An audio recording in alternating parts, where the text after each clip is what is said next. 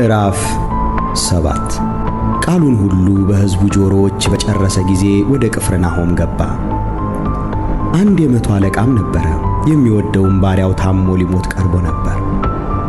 ስለ ኢየሱስም በሰማ ጊዜ የአይሁድን ሽማግሌዎች ወደ እርሱ ላከና መጥቶ ባሪያውን እንዲያድን ለመነው። እነርሱም ኢየሱስን መጥተው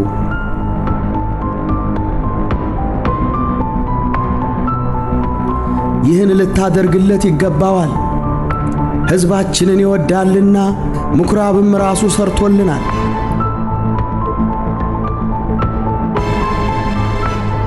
ብለው አጽንተው ለመኑት። ኢየሱስም ከእነርሱ ጋር ሄደ። አሁንም ወደ ቤቱ በቀረበ ጊዜ የመቶው አለቃ ወዳጆቹን ወደ እርሱ ላከ።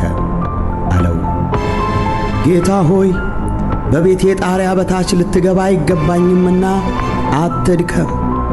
ስለዚህም ወደ አንተ ልመጣ እንዲገባኝ ሰውነቴን አልቈጠርሁትም። ነገር ግን ቃል ተናገር፣ ብላቴናዬም ይፈወሳል። እኔ ደግሞ ከሌሎች በታች የምገዛ ሰው ነኝ። ከኔም በታች ወታደሮች አሉኝ። አንዱንም ሂድ ብለው ይሄዳል፣ ሌላውንም ና ብለው ይመጣል፣ ባሪያዬንም ይህን አድርግ ብለው ያደርጋል።